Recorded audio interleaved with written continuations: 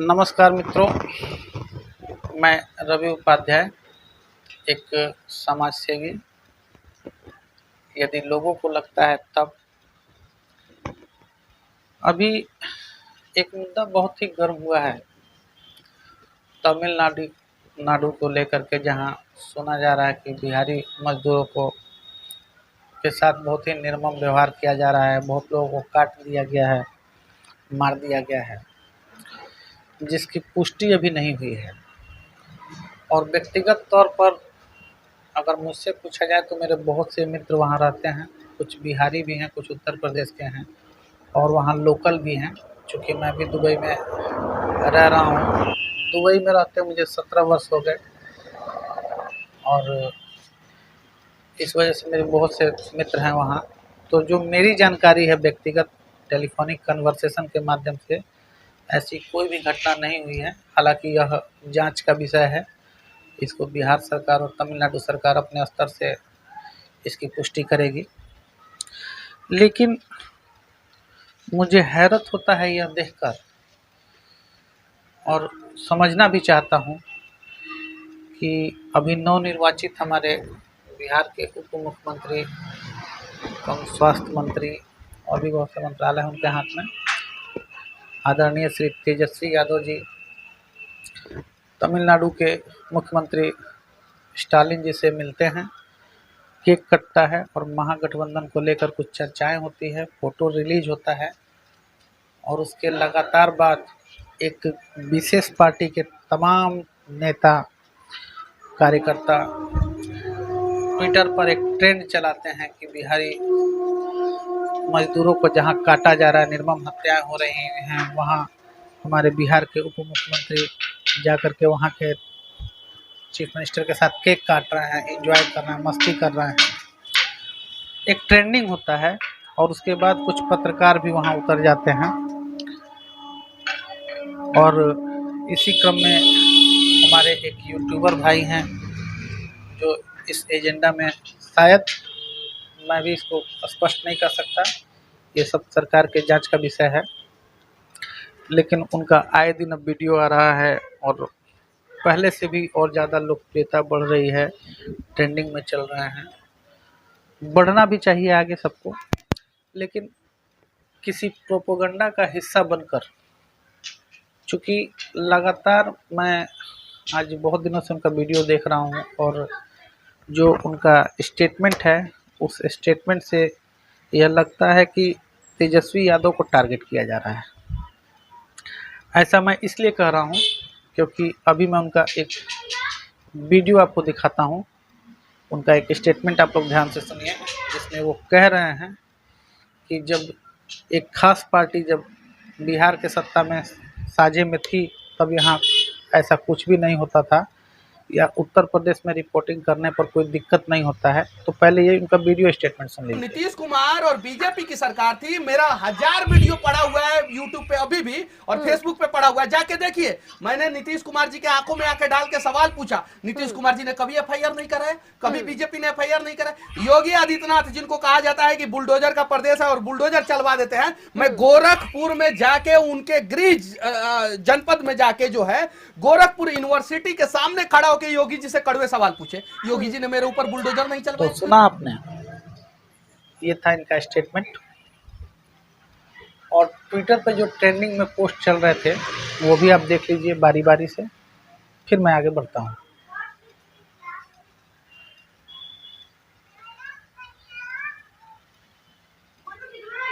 तो आपने वीडियो भी सुना और ये तमाम पोस्ट भी देखा, और ये जितने भी ट्विटर पोस्ट देख रहे हैं वो किसी खास पार्टी से लोग हैं। अब सवाल ये कि ऐसा मैं क्यों कह रहा हूँ कि ये तेजस्वी यादव पर व्यक्तिगत हमला है और उनको ट्रोल किया जा रहा है, इसका एक बड़ा रीज़न है। हालांकि मैं किसी पार्टी का समर्थक नहीं हूँ, ऐसा नहीं है कि किसी खास पार्टी में अच्छे नेता नहीं हैं और इधर बहुत सारे नेता बेकार नेता हैं, सब जगह अच्छे बुरे होते हैं। लेकिन टारगेट इसलिए कह रहा हूँ कि अभी अभी तेजस्वी जी नवनिर्वाचित उप मुख्यमंत्री बने हैं, उनको ज़्यादा समय नहीं दिया गया है, स्वास्थ्य मंत्री भी हैं, अभी नए नए बने हैं। इसी बिहार सरकार में पिछले 2.5 साल तक एक खास पार्टी के स्वास्थ्य मंत्री रहे हैं।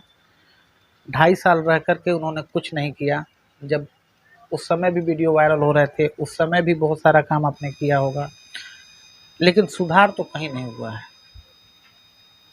और आप लोग कह रहे हैं, कुछ खास पत्रकार जो यूट्यूब चैनल से जुड़े हैं कह रहे हैं उत्तर प्रदेश में पत्रकारिता में कोई दिक्कत नहीं होती, तो शायद हो सकता है आपके लिए विशेष सुविधा हो। लेकिन अभी अभी ये देखिए हमारे साथ, अभी कुछ मैं आपको दिखाता हूँ न्यूज कि वहाँ उत्तर प्रदेश में भी पत्रकारों के साथ क्या होता है।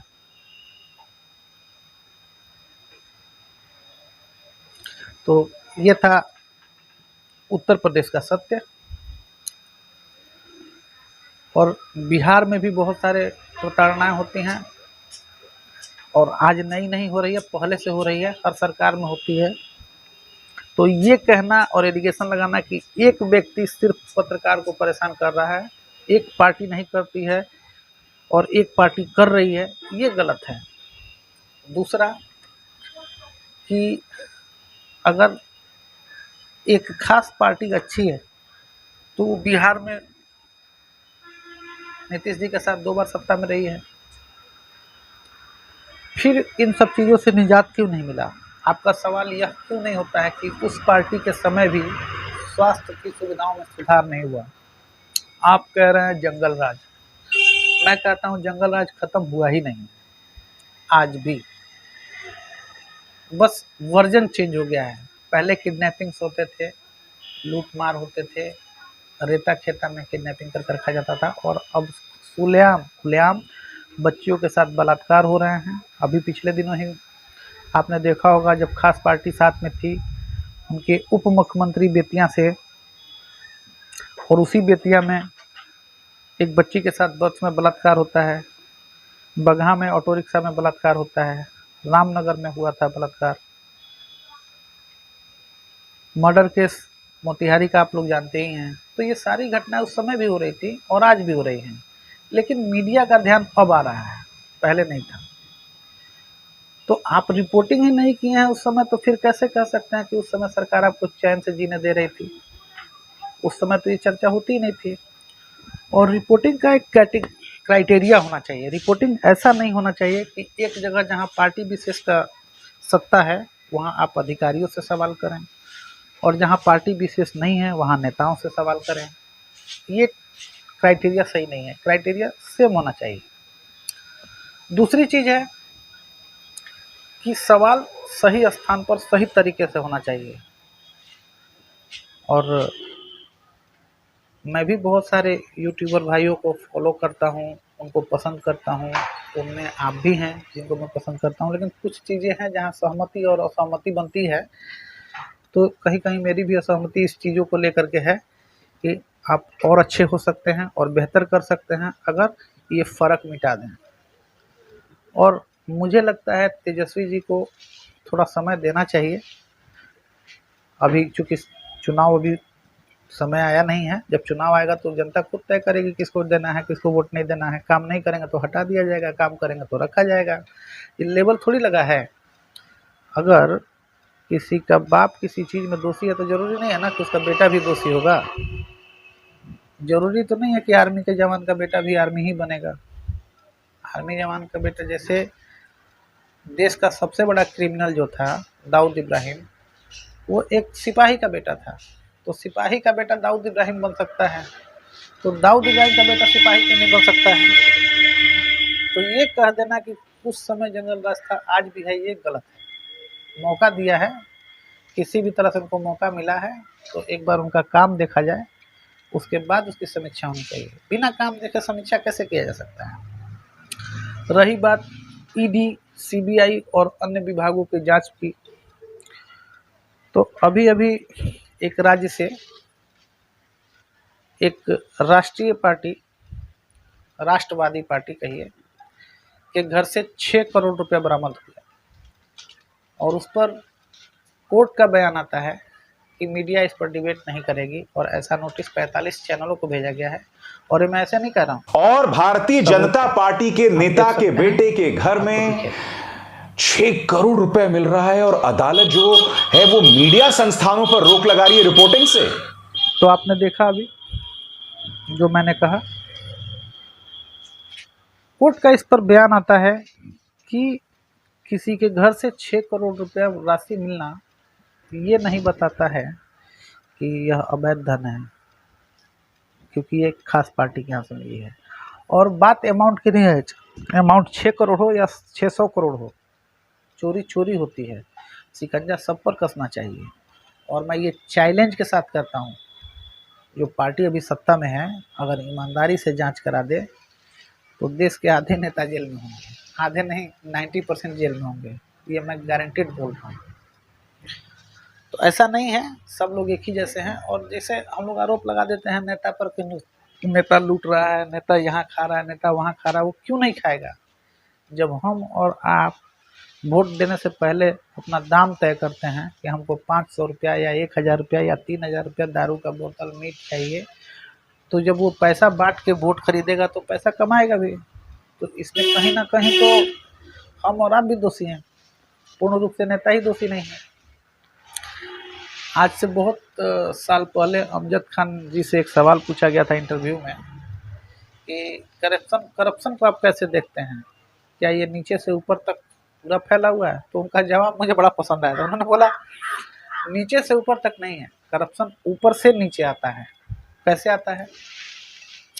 यदि मैं घर का मालिक हूँ और मैं खुद अपने घर में दारू पीकर टुन रहता हूँ, तो मेरे घर काम करने वाला दारू से परहेज क्यों करेगा? तो स्टार्टिंग तो ऊपर से ही हो रहा है। यही बोला था अमजद खान जी ने, जो मुझे बड़ा पसंद आया था, इसलिए आज आपके बीच में रख दिया हूँ। और ओवरऑल इस पूरे चर्चा का मेन मकसद ये था कि 2024 और 25 का इलेक्शन है, और मुझे लगता है, हालांकि ये जांच का विषय है, लेकिन मुझे लगता है कि तमिलनाडु का पूरा कहानी एक प्रोपेगेंडा जो 24 और 25 किया संगठन को। जैसे हमारा भाई संगठन चलता है लोक कल्याण विकास मंच, अगर मैं खुद बिक जाऊं तो मेरा टीम मेरा समर्थन करेगा कि नहीं, इसकी गारंटी मैं तो नहीं दे सकता। वैसे ही अगर कोई बिक जाता है तो मैं उस संगठन का हिस्सा हूँ, इसका मतलब ये थोड़ी है कि मैं भी बिक गया हूँ। मैं तो उसके नीतियों पर काम करूँगा, मुझे नहीं मतलब है कि उसका डील किसके साथ कैसे हो रहा है।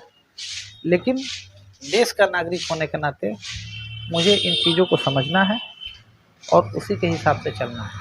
बाकी जनता है, जनता अपना तय करे क्या चाहती है, सबका अपना व्यक्तिगत मत होता है। और अगर आपको लगता है कि ये ठीक नहीं है, वो ठीक है, रवि उपाध्याय गलत है, फलाना सही है, या फलाना गलत है, रवि उपाध्याय सही है, तो ये आपका निर्णय हो सकता है। मेरा बस ये मन व्यथित था देख करके, और इस ढंग से प्रोपोगंडा चलाया जा रहा है कि कभी कभी बर्दाश्त नहीं होता। हालांकि मैं लाइव भी नहीं आना चाहता हूँ या अपना वीडियो पोस्ट नहीं करता हूँ, बहुत कम करता हूँ, लेकिन जब विशेष हो जाता है तब करता हूँ।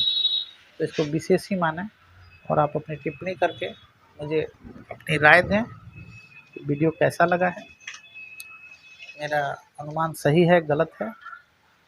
और कोई डिबेट करना चाहे तो कर सकता है, लेकिन बस भाषा मर्यादित रखें। मर्यादित भाषा में डिबेट हो तो ज़्यादा बेहतर होता है। बहुत बहुत धन्यवाद।